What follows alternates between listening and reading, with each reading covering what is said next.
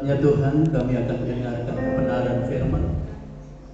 Firman ini adalah menjadi kekuatan buat roh kami, sehingga roh kami tetap kuat, hidup, dan roh kami dikuasai oleh Roh Kudus, kasih jiwa kami, dan membawa kami Tuhan, mempertahankan jiwa roh kami sampai Engkau datang menjemput kami.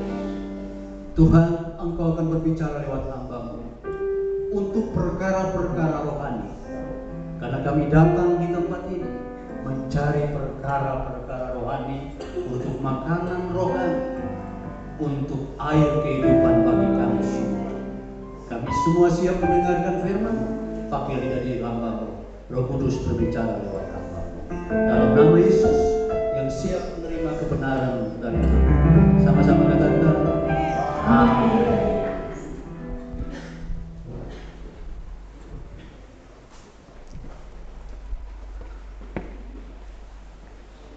Selamat sore. Menyembah di dalam roh ini ya. Siapa yang pernah ketemu makhluk surgawi? Ada yang pernah ketemu makhluk surgawi? Hah? Kira-kira ada yang pernah ketemu nggak kira-kira? Yang singer siapa namanya? Mbak yang singer tadi? Siapa namanya? Nini. Pernah ketemu makhluk surgawi nggak? Hah? Belum? Saya tanya singer karena singernya kan bisa berbahasa kayaknya dari sorga bahasanya. Hah? Coba ini. Kita semua pernah ketemu nggak makhluk surgawi? Nggak pernah ketemu semua? Belum ya? Mau ketemu nggak? Mau ketemu nggak? Caranya gimana ketemu makhluk surgawi? Coba. Mau ketemu makhluk surgawi? Caranya gimana nih? Mati? Mau? Mau nih? Mau? Belum ada kerjaan. Kalau misalnya besok dipanggil Tuhan, berani nggak? Mau? Siap? Oke. Ini sekarang saya tanya lagi nih. Saudara selama ini nggak pernah ketemu makhluk surgawi ya? Saya tanya lagi kalau gitu. Pernah masuk alam roh? Hah? Loh. Pernah masuk alam roh? Coba ceritakan alam roh itu seperti apa? Coba. Alam roh kira-kira nggak ada yang pernah masuk. Tapi kok ada bahasanya tadi? Coba. Saya tanya lagi sekali lagi nih. Pernah masuk alam surgawi? Belum. Loh. Kristen nggak ngerti alam surgawi, Kristen nggak ngerti alam roh, Kristen nggak pernah ketemu makhluk surgawi. Yang ditemuin siapa kalau begitu? Coba. Kita jadi Kristen. Yesus mengabarkan apa? Kerajaan surga sudah dekat. Kalau kerajaan surga sudah dekat, berarti bisa ditemuin nggak? Pernah ketemu makhluknya? Saudara nggak pernah ketemu makhluk surgawi kan? Tapi saudara baca firman. Kerajaan surga sudah dekat atau datang. Bertobatlah sebab kerajaan surga sudah dekat. Sekarang saya tanya lagi nih. Sekali lagi ya. Saudara nggak pernah ketemu makhluk surgawi. Nggak pernah ketemu Pak. Lah ngapain jadi Kristen Pak? Kristen ngajarkan semuanya tentang surga. Loh kalau makhluknya saja kita nggak ngerti gimana caranya kita mau ke surga? Jangan-jangan yang ditemuin. Coba sekarang lihat nih. Kita ini sekarang Kristen ngajarkan apa sih? Surga kan? Tapi ditanya pernah ketemu makhluk surgawi? Enggak. Pernah tahu alam roh? Enggak semuanya tahu. Pernah alam surgawi? Enggak semuanya merasa enggak pernah. Lihat sekarang ya. Dalam diri kita ada berapa manusia? Dalam diri kita ada berapa manusia? Dalam diri saudara ada berapa? Ada siapa ini? Dalam diri kita ada siapa ini? Oke, saya tanya nih. Makhluk surgawi yang turun, yang diberikan kepada saudara adalah Kristus. Saudara nggak pernah baca Alkitab? Kalau baca Alkitab, lihat Yesus, lihat siapa?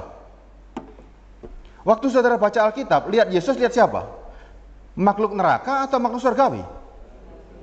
Tadi katanya nggak pernah tahu. Coba lihat nih. Waktu saudara baca firman, menurut kita siapa Yesus? Dari mana asalnya Yesus? Dari mana Yesus? Yesus dari mana? Surga.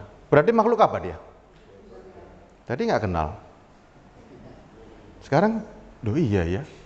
Sekarang saya tanya lagi nih. Tadi Bu Lili ya? Nih. Rasanya Roh Kudus siapa nih kira-kira? Kira-kira gimana Bu Nini rasanya Roh Kudus? Roh Kudus bisa dinikmati. Kalau dinikmati, harus ada rasanya kira-kira. Coba beritahu pada yang lain-lain. Apa rasa Roh Kudus? Apa kira-kira rasanya? Luar biasa toh. Terus apa lagi? Hah? Nggak bisa digambarkan. Loh, kok aneh? Coba, ketika Roh Kudus masuk dalam diri kita, apa yang saudara rasakan kira-kira? Damai, kekuatan. Setuju ya? Berarti kalau kena masalah kuat nggak? Kena masalah, kena sakit penyakit kuat nggak? Berarti nggak ada kan? Cari Tuhan untuk cari lahiriah lagi. Kalau ada Roh Kudus masuk, ada rasa damai. Apa sih arti damai dari Roh Kudus? Saudara betul-betul mendapatkan damai, tentram. Orang namanya damai, besok emas naik, bingung nggak? Besok nggak punya duit, bingung nggak? Makan apa saudara? Saudara kalau nggak ada uang makan apa sekarang? Dari mana duitnya? Coba sekarang. Coba. Roh Kudus masuk dalam diri kita. Roh Kudus itu rasanya apa sih? Hah? Kalau saudara nggak pernah merasakan, makanya nggak bisa menggambarkan. Kalau saudara betul-betul Roh Kudus masuk, baru saudara bisa merasakan. Ingat, Roh Kudus masuk bukan pakai tanda. Kalau Roh Kudus mau pakai kaki kita, gunanya untuk apa kira-kira? Masa ngomong gini? Ngomong kaki, bisa? Roh Kudus mau pakai kaki saya untuk apa? Untuk ngomong bisa nggak? Kalau Roh Kudus pakai tangan saya untuk apa kira-kira? Oke. Roh Kudus bukan anak SD loh. Ya, tiba-tiba masuk, dia tidak tahu fungsi. Ketika Roh Kudus pakai mulut kita, pakai apa? Roh Kudus ketika pakai mulut apa? Tadi kaki untuk berjalan. Tangan untuk apa? Hah? Numpangan tangan. Terus apa lagi nih? Ayo. Mencuri. Memberkati. Apa lagi nih? Merampok. Hah? Bekerja ya. Sekarang lihat nih. Roh Kudus itu tahu fungsinya. Dari organ tubuh kita, dia tahu fungsinya. Untuk mendengar pakai, untuk melihat pakai, untuk ngomong pakai. Saya tanya lagi sekarang. Saudara bisa ngomong sama kodok nggak? Nggak bisa? Nggak bisa? Pernah dengar suara kodok? Kalau kodok diperdengarkan di sini, kira-kira dia ngomong sama siapa? Ngomong sama siapa? Sesama kodok. Kita ini manusia. Anda semua di sini yang hadir manusia. Dan lihat sekarang. Banyak orang yang tidak mengerti. Hanya asal comot. Kalau bahasa sorga bisa diomongkan di sini hari ini, kira-kira kosakatanya banyak atau sedikit? Bahasa sorga. Sorga sama bumi canggih mana kira-kira? Canggih sorga ya. Bahasanya indah mana? Indah sorga. Pernah dengar? Pernah dengar? Kalau indah sorga, kalau bahasa itu lebih indah sorga, secara iman saudara-saudara meyakini bahwa sorga jauh lebih hebat dari bumi, kosakatanya jauh lebih hebat nggak?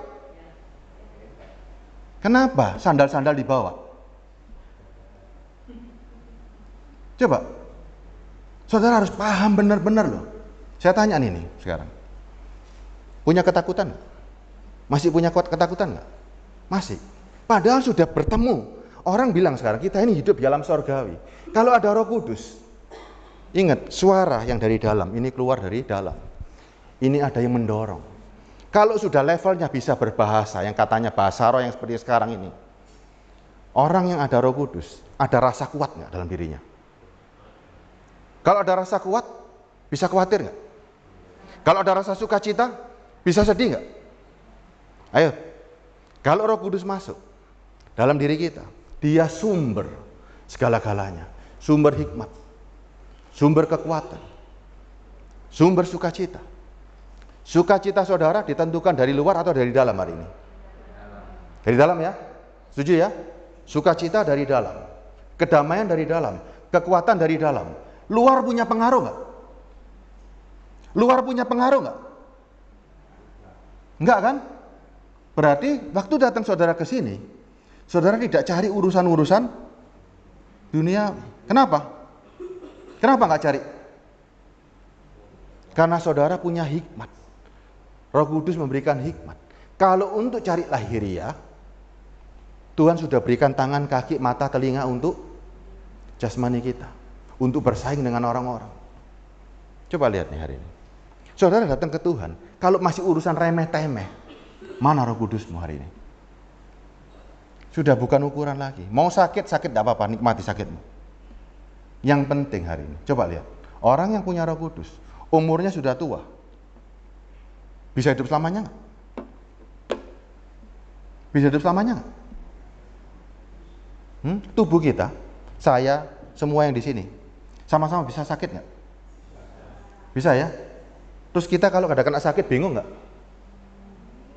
Bingung? Tadi katanya ada sukacita. Sukacita dari Roh Kudus yang di dalam. Ini sumber. Dia mengeluarkan sukacita.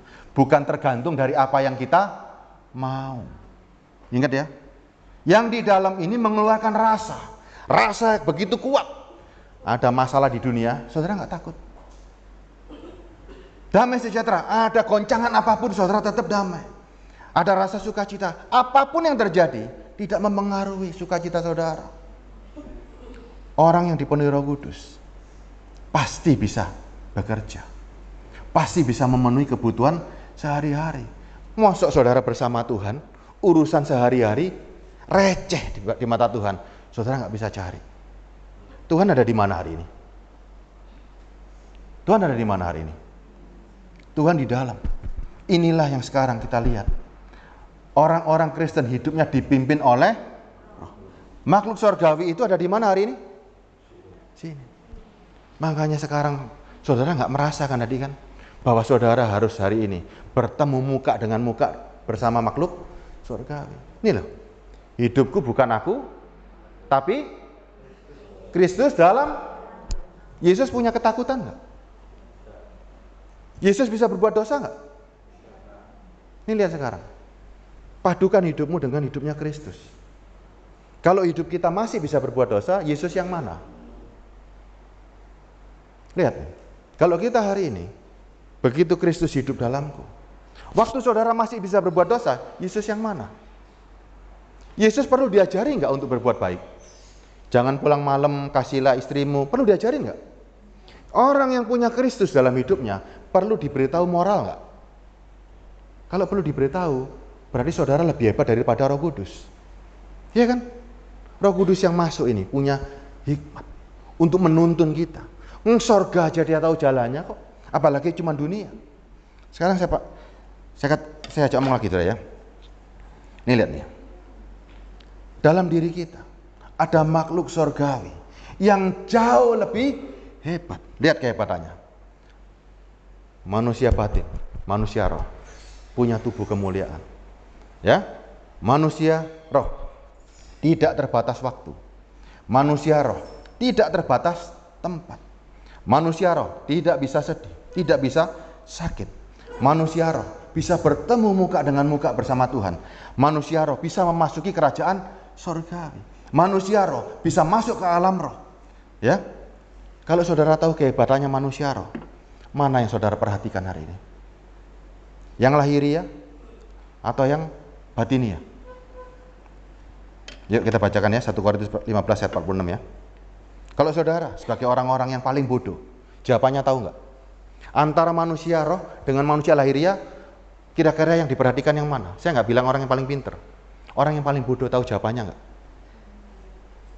Manusia batin kita bisa menembus ruang. Tidak ada waktu yang membatasi. Tidak bisa tua. hidup selamanya. Tidak ada kesakitan, tidak ada kesedihan. Orang bodoh tahu jawabannya enggak? Milih yang mana kira-kira? Manusia roh kan? Orang bodoh aja bisa jawab. Apalagi saudara sekarang dikasih Roh Kudus. Jadi orang gimana saudara? Penuh dengan hikmat. Ini loh, orang yang punya Roh Kudus hidupnya penuh dengan hikmat. Dia tahu mana yang berguna, mana yang tidak, mana yang firman, mana yang tidak. Saya tanya sekali lagi, di mana paling banyak pendusta? Ayo. Sebelum saya baca 1 Korintus 46, saya tanya dulu nih. Di mana paling banyak pendusta? Di mana paling banyak pendusta?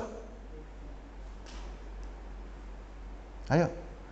Orang yang sering ngomong kebenaran itu paling banyak pendusta. Kalau hidupnya ternyata, kalau dia nggak ngomong kebenaran, kan dia nggak dusta. Memang hidupnya sudah seperti itu kok. Tapi ketika dia ngomong kebenaran, dia bilang ada Roh Kudus. Roh Kudus punya rasa kekuatan, punya rasa sukacita. Ada masalah sudah goncang. Saudara menipu diri sendiri gak? Saudara menipu yang lain gak? Coba. Orang yang mengatakan dirinya punya Roh Kudus, hidupnya seperti orang yang punya Roh Kudus, hidupnya seperti apa? Ayo. Orang yang punya Roh Kudus hidupnya seperti Kristus. Kristus gak akan bingung baca firman. Kristus gak akan bingung. Apa artinya ini? Gak akan. Karena dari dalam. Menyembah dalam roh dan kebenaran itu, roh ada di mana? Di dalam. Roh itu di dalam, ngapain ngomong keluar lagi? Saudara dengan tubuh yang sekarang gak mampu ketemu Tuhan. Yang mampu itu yang di dalam. Saya bacakan ya. 1 Korintus 15:46. Tetapi yang mula-mula datang bukanlah rohani, tetapi alamiah. Baru kemudian datang yang rohani. Berarti ada berapa manusia? Ada 2. Dalam diri kita ada 2. Yang alami dan yang rohani. Saudara sudah punya nggak yang rohani ini sekarang? Kita cocokkan nanti. Cocok nggak? Yang rohani ini sudah ada nggak? Atau memang keberadaannya hanya krosok-kroson? Kita cek nih sekarang. Ya. 47. Manusia pertama berasal dari debu tanah dan bersifat jasmani. Manusia kedua berasal dari surga. Ternyata, kalau saudara mengerti tadi pertanyaan saya, saudara pernah ketemu makhluk surgawi? Jawabannya harusnya ngambang atau bingung, atau langsung mantap, sudah. Coba. Kalau saudara benar-benar punya Roh Kudus, bisa jawab nggak tadi mestinya? Kenapa saudara kebingungan? Berarti memang ada atau tidak ada? Ingat loh. Ada atau tidak ada? Ini sekarang kan gampang. Manusia pertama berasal dari debu dan tanah, bersifat jasmani. Manusia kedua berasal dari sorga. Makhluk apa kalau dari sorga? Makhluk sorgawi. Ketika ditanya, saudara pernah ketemu? Enggak. Padahal tiap hari ceritanya Kristen itu tentang sorga. Tapi ketika ditanya tentang alam sorgawi, tentang alam roh, nggak ngerti. Hidupku bukan aku lagi, tapi Kristus dalamku. Itu adalah manusia rohani yang memimpin seluruh kehidupanmu. Coba. Alam roh kita ini bukan alam roh ngalor ngidul. Alam roh kita ini loh. Hidup Kristus di dalamku ini alam roh. Tubuh hanya melakukan kehendaknya. Orang-orang yang manusia surgawi hari ini, itu adalah orang-orang yang tahu firman-Nya ini kemana arahnya. Makanya paling banyak pendusta. Orang yang sering kali memegang kebenaran, tapi ternyata nggak cocok semua. Saya bacakan lagi. 48. Makhluk-makhluk alamiah sama dengan dia, yang berasal dari debu dan tanah. Makhluk-makhluk sorgawi sama dengan dia yang berasal dari sorga. Ada di mana sekarang ini? Ada di mana nih sekarang makhluk sorgawi? Kalau saudara katakan di sorga lagi, saudara keliru. Sorga itu di dalam diri kita hari ini. Sejak saudara menerima Kristus, saudara sudah menerima Roh Kudus. Ini yang harus dilakukan tiap hari. Saudara dulu sudah mati semua kan? Hari ini saudara hidup karena Kristus. Sehingga hidupmu sekarang dipadukan dengan kehidupan Kristus.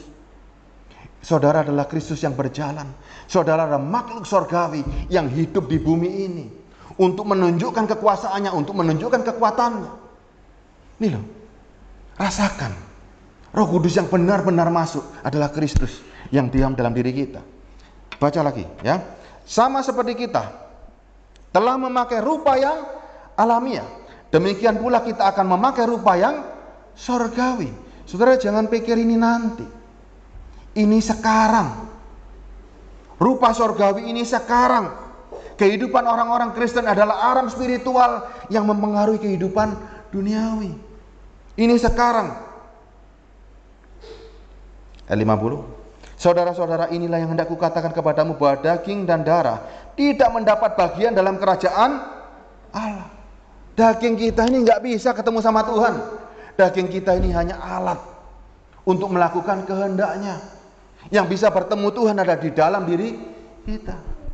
Untuk ngomong sama Tuhan. Bukan dengan bahasa yang saudara tidak mengerti. Bahasa yang tidak terucap itu karena memang diucapkan dari dalam. Saudara kontak batin dengan Tuhan. Bisa berkomunikasi dengan indahnya.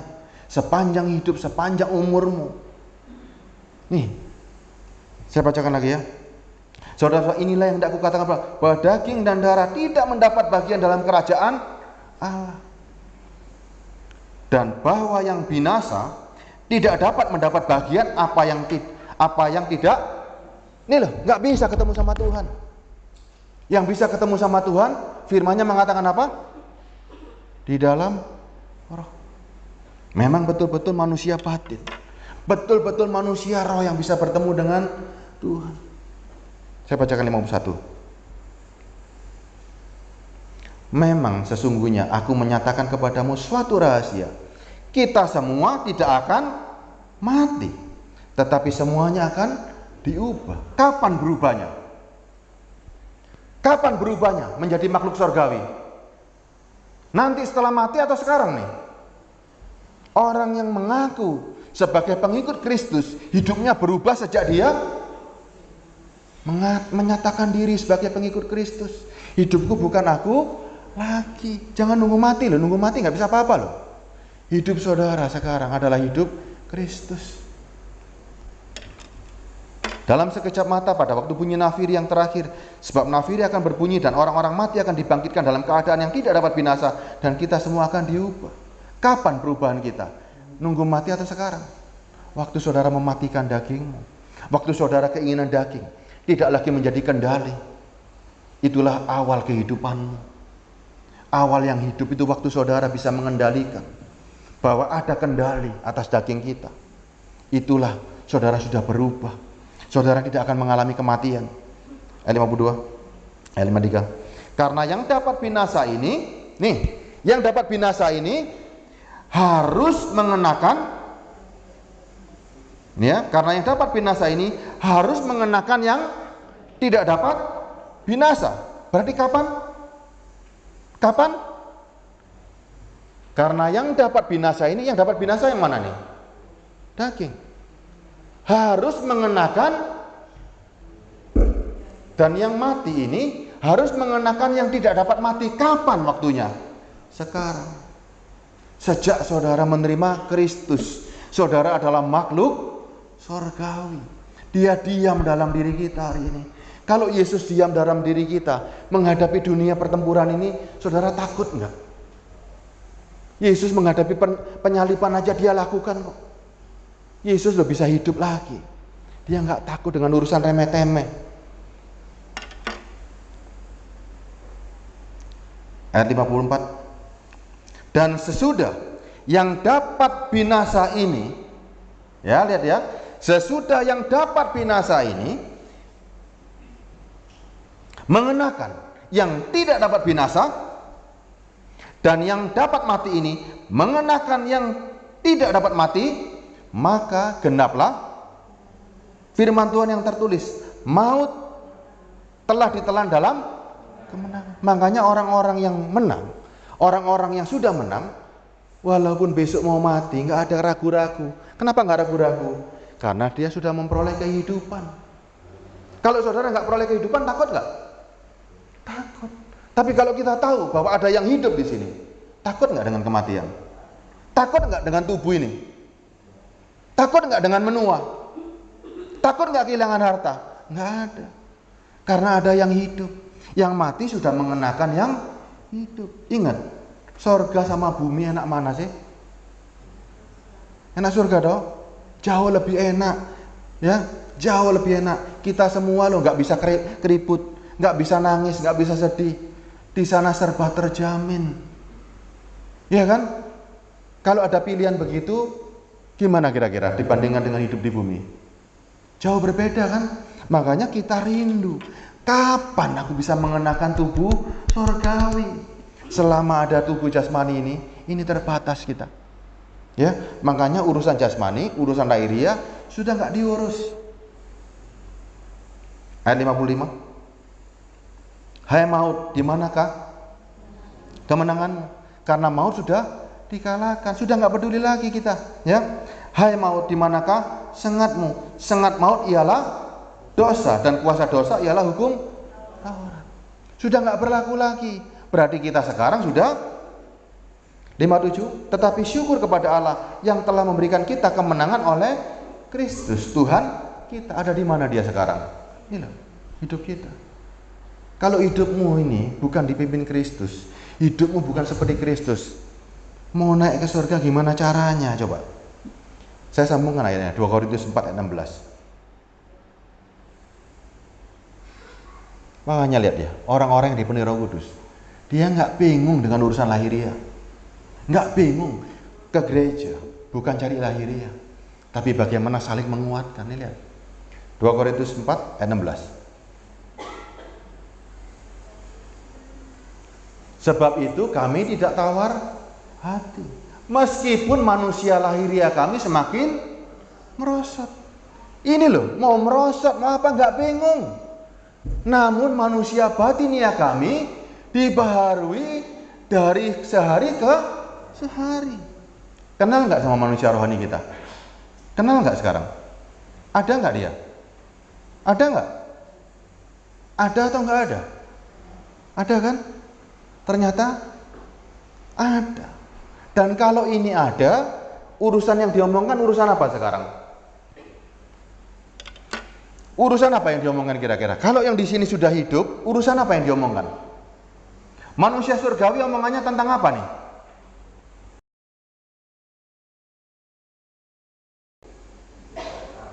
Coba, kalau manusia surgawi tinggal dalam diri saudara, Yesus Kristus tinggal dalam diri saudara, yang diomongkan apa kira-kira yang keluar? Atau tentang kehidupan surgawi? Kehidupan surgawi. Makanya kita semua hari ini, satu, kita bicara cuma tentang yang kekal, yang jangka panjang, yang abadi. Kalau seneng jangan cuma seneng di bumi, seneng selamanya, itu surgawi. Hidup selamanya, itu surgawi. Yang kita bicarakan semuanya yang kekal, yang sementara nggak bicara lagi. Lihat sekarang ya, ayat selanjutnya 17-nya. Sebab penderitaan ringan yang sekarang ini mengerjakan bagi kami kemuliaan kekal yang melebihi segala-galanya, jauh lebih besar daripada penderitaan kami. Makanya nggak digubris. Ayat 18-nya, penderitaan ini ringan, nggak ada artinya. Sudah nggak ngomong lagi tentang lahiriah. Makanya diperhatikan apa sekarang ayat 18-nya. Sebab kami tidak memperhatikan yang kelihatan. Apa yang saudara lihat hari ini? Yang kelihatan apa saja kira-kira? Masalah. Ya kan? Saudara yang melihat pakai mata sekarang ini, yang saudara lihat. Masalah, kehidupan dunia, sudah nggak lagi, nggak zaman. Orang-orang surgawi nggak zaman ngomong tentang ini. Orang-orang surgawi bicaranya, habis berarti.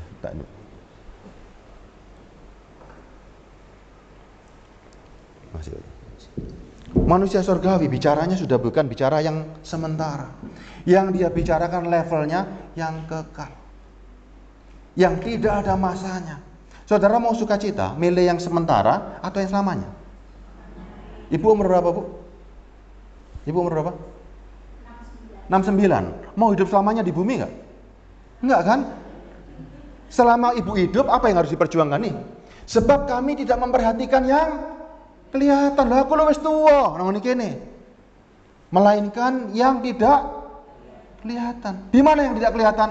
Di dalam diri kita. Mata memang nggak melihat, tapi manusia batin bisa melihat. Ini loh.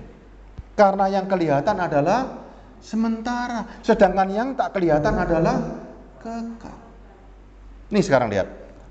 Mata jasmani saudara nggak melihat Tuhan di sini kan? Nggak melihat kan? Nggak melihat kan? Karena saudara lihat pakai mata, makanya nggak kelihatan Tuhan. Sekarang lihat, pejamkan mata saudara. Pejamkan nih. Pejamkan mata saudara. Lihat manusia batinmu berdiri di mukamu hari ini dan melihat dirimu. Bisa nggak? Bisa nggak? Lihat Kristus berhadapan muka dengan muka bersama engkau hari ini. Pejamkan matamu. Bisa nggak? Hebat mana kalau begitu? Sekarang buka mata, jangan lama-lama. Dapat nyelang nanti. Hebat mana nih? Mata jasmani sama mata rohani. Hebat mana? Saudara ketemu Tuhan pakai mata jasmani atau pakai mata rohani? Nih, pakai mata rohani. Makanya kalau melihat Tuhan jangan melihat keluar, harus melihat ke dalam. Semakin saudara ke dalam, semakin bisa melihat Tuhan. Tuhan gak ada di luar loh saudara. Kalau Tuhan ada di luar, saudara gak bisa nguber. Ada di mana Tuhan hari ini? Gak bisa nguber. Tuhan itu seperti kilat. Coba saudara bayangkan hari ini. Bayangkan ya.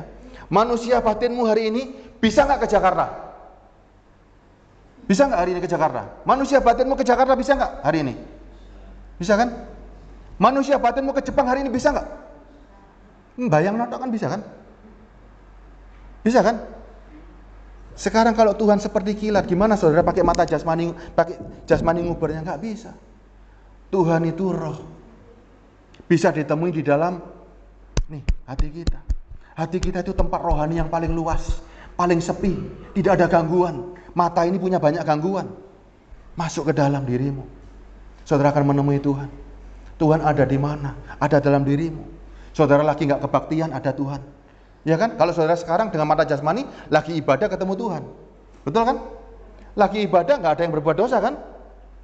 Karena merasa dalam hadirat Tuhan. Coba kalau keluar, masih bisa berbuat dosa nggak? Bisa, berarti saudara hidup bukan seperti Kristus. Kalau manusia rohani, ibadah itu adalah setiap hari, setiap detik. Pertemuan dengan Tuhan tidak membuat kita bisa berbuat dosa. Hadirat Tuhan, saudara berani berbuat dosa? Tuhan yang hidup, masuk Yesus nyolongan? Masuk Yesus nyolongan? Pernah lihat Yesus nyolong? Masuk Yesus bisa mesoan? Masuk Yesus malas? Enggak. Karakter Kristus itu yang melekat pada kita. Yesus ya, di gereja maupun di luar, di tempat manapun, sendirian, nggak ada yang ngawasin, bisa berbuat dosa nggak? Hah? Yesus sendirian, nggak ada yang ngawasin, bisa berbuat dosa nggak? Saudara sendirian, nggak ada yang lihat, nggak ada yang ngawasin, ada duitnya orang. Hah? Yesus yang mana suka nyaut? Coba. Yesus yang mana yang suka nyaut? Makanya kalau kehadiran manusia surgawi itu menata kehidupan dunia. Ingat loh, kalau manusia surgawi hadir, kehidupan dunia ini tertata. Nggak ada maling, nggak ada kejahatan. Ya kan? Loh sekarang lihat nih, Yesus menyatakan nih, kalau Yesus ada kan dosa hilang dong. Kenapa banyak dosa? Kenapa sampai hari ini, Yesus 2000 tahun yang lalu bilang jangan berbuat dosa, kenapa masih banyak orang berbuat dosa? Dari 2000 tahun yang lalu firman-Nya berubah nggak? Yesus ketika mengatakan dengan perempuan yang berzina, tulisannya gimana? Jangan berbuat. Kenapa sekarang masih banyak orang berbuat dosa? Kenapa? Karena yang dikabarkan Yesus yang lain. Yesus yang lain yang bisa dengan dosa itu nyaman, tetap firman-Nya sama. Yesus yang sama di dalam Alkitab benci dengan dosa.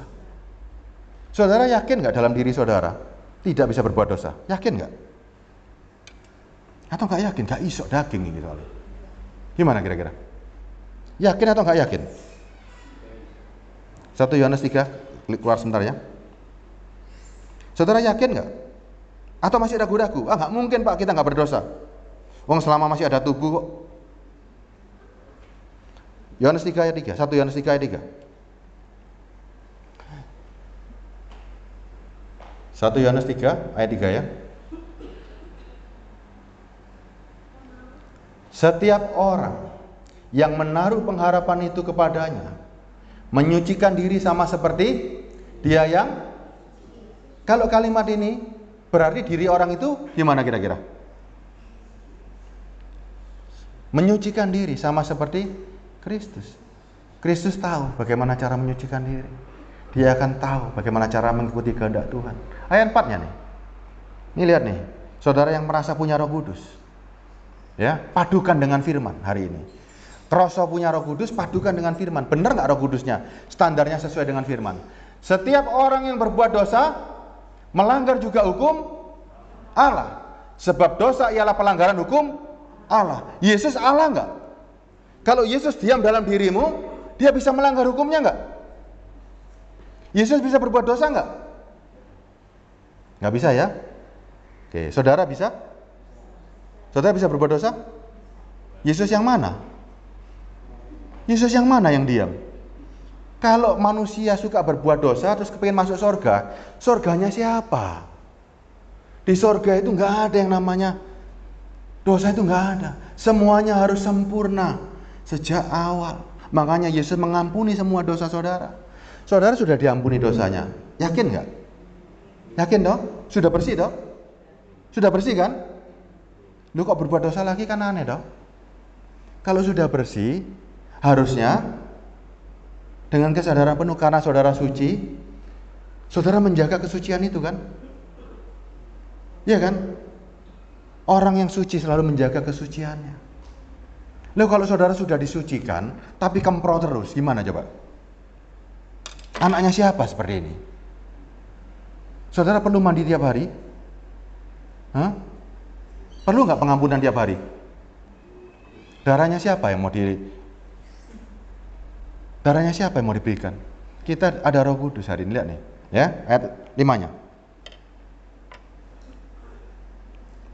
Dan kamu tahu bahwa Ia telah menyatakan dirinya supaya Ia menghapus segala dosa, dan di dalam Dia tidak ada dosa. Bayangkan, Yesus menyatakan diri di mana hari ini? Yesus menyatakan diri dalam diri kita. Kalau Yesus dalam diri kita menyatakan diri, Ia menghapus segala dosa.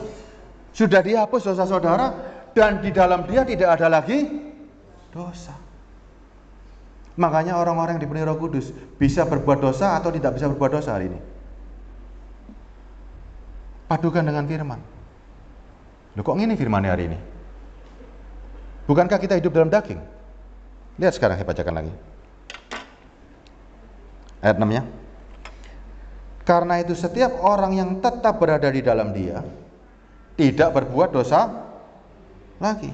Setiap orang yang tetap berbuat dosa tidak melihat dan tidak mengenal, tidak melihat dan tidak mengenal.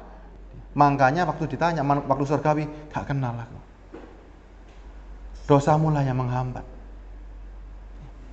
Karena setiap orang yang tetap berada dalam Dia tidak berbuat dosa lagi. Setiap orang yang tetap berbuat dosa tidak melihat dan tidak mengenal.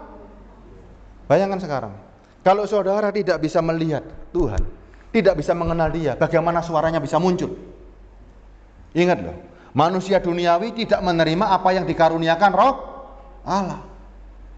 Makanya kadang-kadang saya heran, manusia duniawi tapi berlagak, berbahasa roh, seakan-akan bahasa roh itu dari sorga. Tidak. Manusia surgawi, apa patokannya? Tidak bisa berbuat dosa. Bukan tanda-tanda lahiriah. Nih. Kalau masih bisa berbuat dosa, Tuhan belum saudara temukan dalam hidupmu. Kalau masih ada kekhawatiran, saudara masih belum merasakan Tuhan yang di dalam dirimu. Anak siapa engkau? Ayat 7 saya bacakan. Anak-anakku, janganlah membiarkan seorang pun menyesatkan kamu. Barang siapa buat kebenaran adalah benar, sama seperti Kristus adalah benar. Makanya kalau orang bilang, tubuhmu, oh karena daging. Nah, ini para penyesat. Ya. Ayat 8. Barang siapa yang tetap berbuat dosa, asalnya dari mana? Berasal dari iblis. Sebab iblis berbuat dosa dari mulanya. dan untuk inilah anak Allah menyatakan dirinya, yaitu supaya ia membinasakan perbuatan-perbuatan iblis. Ini patokannya, orang-orang yang punya Roh Kudus. Jelas ya? Ada sebuah patokan yang jelas sesuai dengan firman. 1 Korintus 2. Waktunya sudah habis kayaknya. Betul ya? Habis ya? Saya selesaikan ya.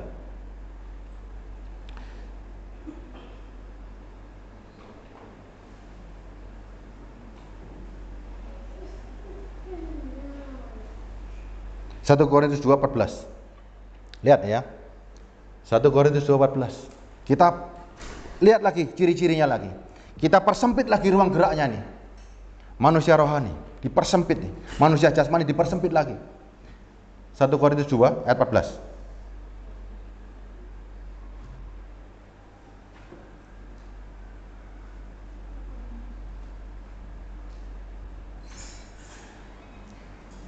Tetapi manusia duniawi tidak menerima apa yang berasal dari roh. Nih, dikunci lagi. Manusia duniawi tidak menerima apa yang berasal dari roh Allah. Namanya karunia itu gift. Karunia. Karena Allah di dalam diri kita. Dia sumber semua karunia. Dia tahu tubuh kita lemah. Dia nggak mungkin pakai tubuh kita untuk mempertontonkan kemuliaannya dia. Contoh sekarang, dia sumber. Kalau dia sumber, dia bisa melakukan apa saja. Mujizat semuanya dia bisa lakukan. Dia sumber. Tapi dia tidak mungkin pakai dagingmu yang lemah ini. Selama dagingmu belum bisa dikendalikan, kalau Bapak tadi bisa tumpang tangan orang mati bangkit, Bapak jadi apa sekarang kira-kira? Orang sakti. Orang sakti di mana tempatnya? Kalau Bapak sekarang setiap doa sembuh, di mana tempatnya kita hari ini? Bapak akan buka praktek. Daging nggak kuat menanggung itu, Mas. Daging ini lemah, penuh dengan godaan. Makanya jangan lihat orang-orang yang seperti itu. Mereka melihatnya jasmani semua. Saudara hari ini bisa membangkitkan orang mati. Saudara bisa menyembuhkan orang buta. Saudara bisa menyembuhkan orang tuli. Tapi yang rohani, yang mati rohaninya saudara bangkitkan. Yang tadi nggak ngerti manusia batin, saudara bangunkan manusia batinnya. Yang buta, saudara celikkan matanya. Yang tuli, saudara dengarkan. Saudara punya kemampuan itu semua hari ini, tapi saudara tidak bisa menyombongkan diri. Makanya jangan mengejar yang fana. Jangan kejar yang lahiriah lagi. Ini loh, manusia duniawi tidak menerima apa yang berasal dari roh Allah. Setiap kita ngomong, itu dari dalam. Manifestasi dari dalam. Saudara perhatikan orang-orang hari ini. Para pendusta-pendusta. Hanya memanipulasi buah roh. Hanya memanipulasi kasih. Tapi hidupnya tulang belulang. Yang dipertontonkan hanya manipulasi perbuatan daging. Sudah nggak berlaku lagi hari ini. Saya lanjutkan ya, 2 Korintus 5 ayat 1 ya. Yuk kita kembali lagi nih. Betul-betul kita pahami. Yang rohani ini bukan lahiriah. Ya, yang rohani ini mempengaruhi kehidupan kita yang lahiriah ini. Bukan cari hal-hal lahiriah untuk menuju ke rohani. Kehidupan saudara masak, siapa yang masak? Saudara lagi masak, siapa yang masak, Bu? Lagi masak ini, siapa yang masak? Hah? Nih sekarang, saya lagi naik motor, siapa yang naik motor sebetulnya? Marta lagi nari, siapa yang nari tadi? Kristus. Lagi masak, siapa yang masak? Lagi di pasar, siapa yang belanja? Kan Kristus semua. Ada di segala tempat hari ini. Bukan diri kita lagi loh hari ini loh. Saudara pikir, oh yang rohani itu doa, puasa, tidak. Yang rohani itu adalah hidupmu dipimpin oleh roh. Itu rohani. Wujudnya kelihatan dari perbuatan-perbuatan jasmani. Jangan kebalik loh. Hal-hal rohani diwujudkan lewat jasmani, jangan kebalik. Ya. 2 Korintus 5 ayat 1. Dan kami tahu bahwa jika kemah tempat kediaman kita di bumi ini dibongkar, Allah telah menyediakan suatu tempat kediaman di sorga bagi kita, suatu tempat kediaman yang kekal, yang tidak dibuat oleh tangan manusia. Selama kita di dalam kemah ini, kita mengeluh, karena kita rindu mengenakan tempat kediaman Ayatnya nyambung lagi kan? Kita rindu mengenakan tempat kediaman sorgawi di atas tempat kediaman kita yang sekarang ini. Makanya sebab itu dengan demikian kita berpakaian dan tidak kedapatan telanjang karena saudara mengenakan Kristus. Saudara sekarang begitu mengenakan hidup Kristus, saudara tidak telanjang karena Kristus adalah pakaianmu. Ini yang saudara bawa hari ini di luar. Kristus itu pakaianmu. Saudara nggak kedapatan telanjang. Kalau saudara bukan mengenakan Kristus, engkau telanjang, buta dan melarat di hadapan Tuhan. Nggak ada harganya, saudara. Paham ya? Ada kehidupan sorgawi. Kristen itu alam roh yang dibawa ke dunia ini. Bukankah doa Bapa kami? Bapa kami yang di sorga, dikuduskanlah namamu, datanglah kerajaanmu, jadilah kehendakmu di bumi seperti di sorga. Ini doa yang harus saudara tahu maknanya, bahwa Kristus kerajaannya telah datang, diam dalam diri saudara. Saudara sudah mati, yang punya kehendak sekarang Kristus. Dan Kristus kalau hidup, dia memasuki seluruh kehidupanmu. Ya, kehidupanmu akan teruji, benar-benar teruji.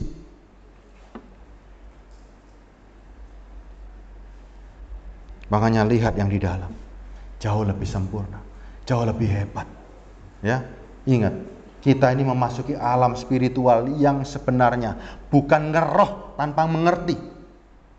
Lidah fungsikan sebagaimana fungsinya.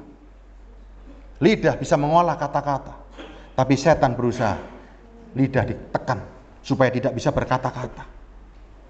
Banyak orang yang tidak paham. Ingat loh, manusia duniawi tidak menerima apa yang dikaruniakan Roh Allah. Ayat terakhir 1 Korintus 3.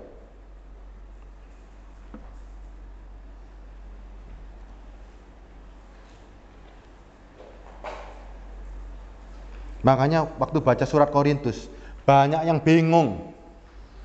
Karena kamu masih manusia duniawi, sebab jika ayat 1 dulu.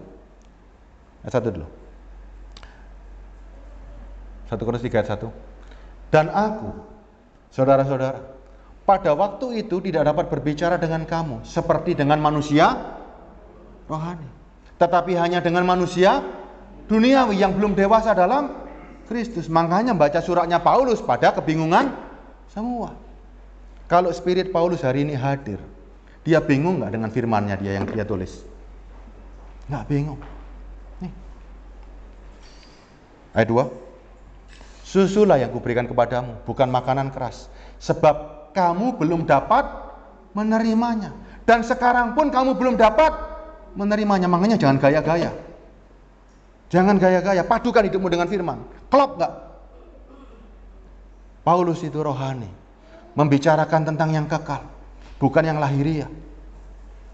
Ayat 3-nya. Nih, cirinya lagi dipersempit lagi. Karena kamu masih manusia dunia, masih manusia duniawi, sebab jika ada di antara kamu iri hati dan ini salah satunya. Masih bisa iri, masih bisa berselisih, ngakunya punya Kristus. Bocok. Makanya paling banyak pendusta itu ketika orang berbicara kebenaran. Kalau dia nggak berbicara kebenaran, nggak ada pendusta. Karena memang aslinya seperti itu loh. Ya kan? Benar nggak?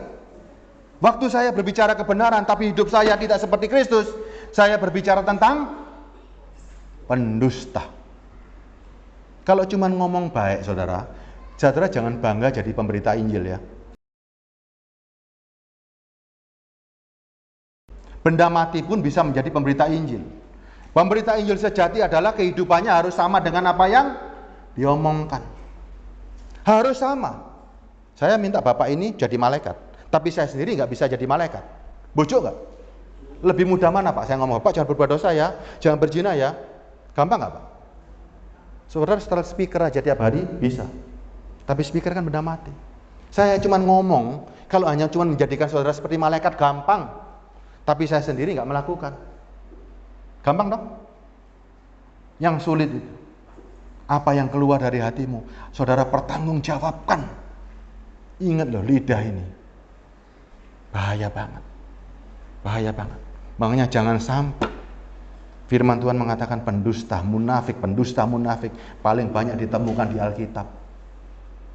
ketika orang yang tidak mau berubah berusaha menutupi jati dirinya, memakai firman untuk mengatakan kebenaran. Ada gunanya nggak? Nggak ada gunanya. Berubah hidup kita hari ini. Manusia batin kita jauh lebih hebat. Perkuat itu. Perhatikan itu. Karena dia tidak kelihatan, makanya perlu diperhatikan. Yang kelihatan ini gak usah diperhatikan lagi. Sudah ketok-ketok, ya. Ketok. Yang nggak kelihatan ini, perhatikan terus. Ini yang bisa mengantar kita sampai ke sorga. Ini yang kekal. Ini yang selama-lamanya, ya. Kita dibatasi waktu. Kalau saudara sakit hati dengan perkataan ini, berarti dagingmu yang sakit, tapi jiwamu senang. Kalau dagingmu yang senang, berarti saya mengkhotbahkan lahiriah. Kalau hari ini dagingmu merasa happy, merasa senang, merasa cocok, berarti dagingmu yang bergembira. Dan khotbah ini isinya daging. Tapi ketika dagingmu memberontak hari ini, saudara sakit hati dengan saya, tapi jiwamu senang. Rohmu yang di dalam senang, karena dalam kekekalan, gak ada masalah. Pemberita Injil harus berani dimusuhi dunia. Pemberita Injil harus berani dilempar sandal. Pemberita Injil harus berani melawan dunia. Ini baru pemberita Injil yang sesuai dengan kebenaran. Pemberita Injil tidak boleh menindakbobokkan jemaat. Tidak. Pemberita Injil, ini gereja, rumah Tuhan, membawa pertobatan, membawa kematian bagi hidupmu. Bagi hidupmu yang fana ini, mati semua di sini. Keluar jadi manusia baru. Ya? Setuju ya? Mau lempar batu? Silakan lempar batu, nggak ada masalah, ya. Yang sakit kan daging. Makin saya dilempar batu, saya makin semangat. Makin kepingin pulang, makin tak perpanjang. Ya? Paham ya? Beneran ya? Sudah ketemu makhluk surgawi? Ya, dia ada di dalam diri kita. Dialah Kristus yang menjanjikan yang kekal. Hidupku bukan aku lagi, tapi Kristus dalamku. Setuju ya? Setuju. Pak Joni nyanyikan satu lagu, Pak Joni.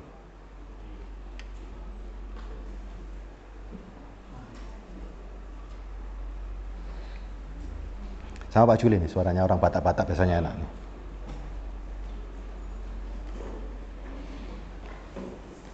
Jangan perhatikan lagi yang lahiriah. Lahiriah ini sudah gak ada apa-apanya, kalah. Sorga sama bumi jauh berbeda.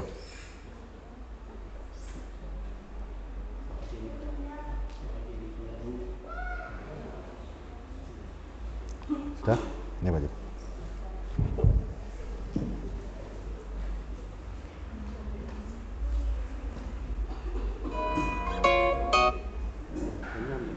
Belum. Sudah nyala, Pak Juli? Sudah tak Bluetooth? Nyala.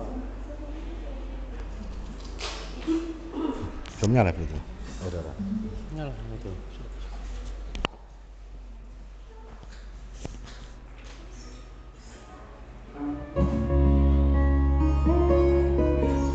Ulangi.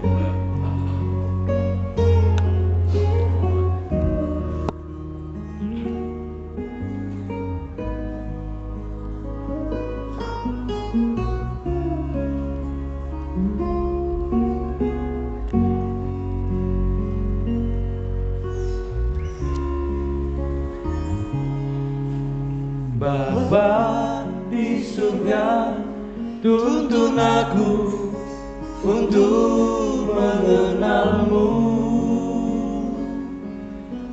Bapa di surga, tuntun aku untuk mendekat padamu.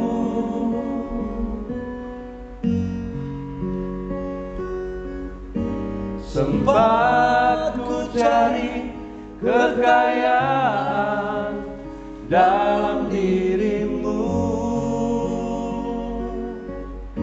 sempat ku cari hanya mujizat dalam dirimu.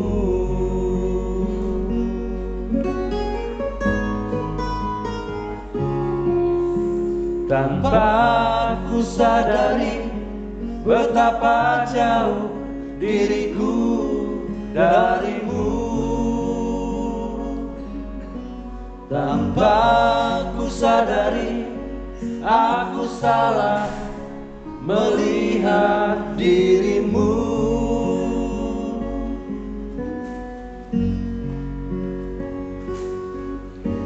Bawalah aku kembali ke jalan-jalan-Mu. Bawalah aku kembali ke pelukan-Mu.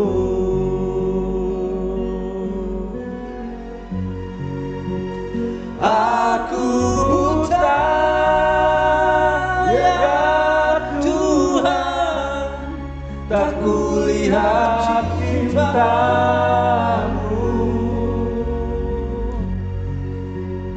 Aku tuli, ya Tuhan, tak ku dengar suara-Mu.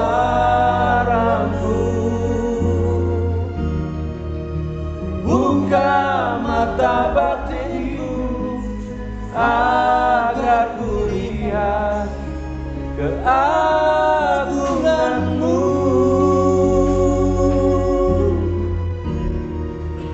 Bersihkan telinga rohaniku agar ku dengar bisikan-Mu.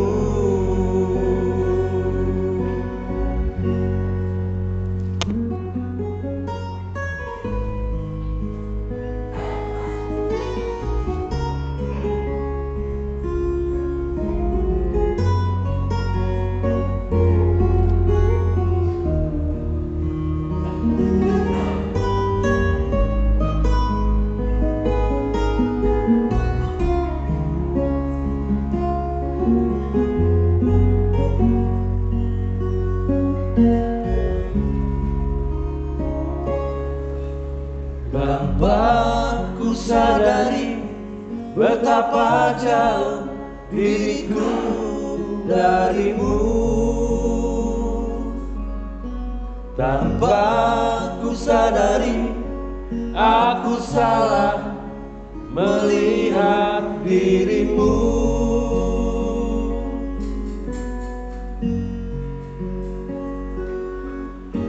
Bawalah aku kembali ke jalan-jalan-Mu.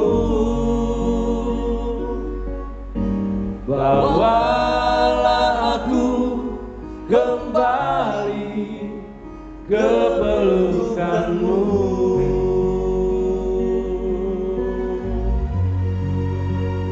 Aku buta, ya Tuhan, tak kulihat cinta-Mu. Aku tuli, ya Tuhan, tak ku dengar suara-Mu.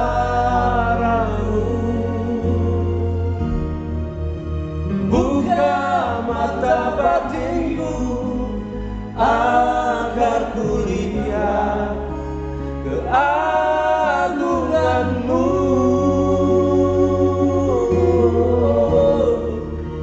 Bersihkan telinga rohaniku agar ku dengar bisikan-Mu.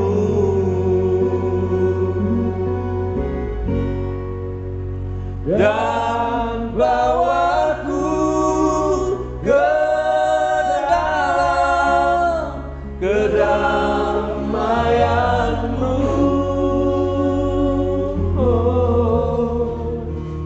Dan bawaku ke dalam kerajaan-Mu.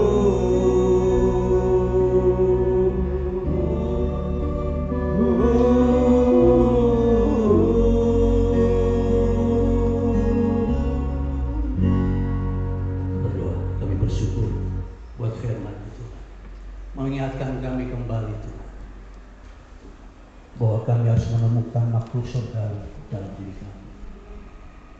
Dan kami hanya menemui itu kalau Roh Kudus ada dalam diri kami.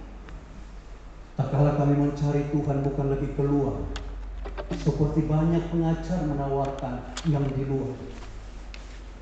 Tetapi Tuhan, kami tahu bahwa Roh Kudus ada dalam kami. Karena Engkau berkata kami adalah baik dan Roh Kudus tinggal dalam kami. Dan kami bertemu dengan Engkau setiap saat yang akan membimbing kami, mengarahkan kami, dan menyempurnakan kami sampai kami mengakhiri pertandingan terakhir dalam mengakhiri hidup ini, dan kami menggantikan Tuhan sejak saat ini tubuh surgawi sudah dalam diri kami, tubuh kekal sudah dalam kami, dan saat Tuhan bawa kami kembali, kami pastikan tubuh surgawi, tubuh sudah ada dalam hidup kami. Terima kasih buat hamba-Mu yang telah menyampaikan firman Tuhan. Biar firman itu bergema dalam roh kami, jiwa kami, sehingga kami terus memahami dan mengerti apa yang menjadi kehendak Tuhan dalam hidup kami.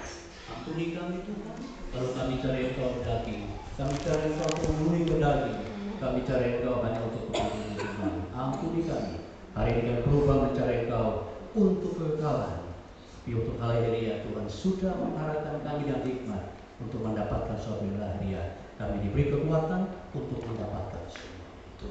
Terima kasih dalam nama Yesus kami berdoa. Haleluya, Tuhan. Amin.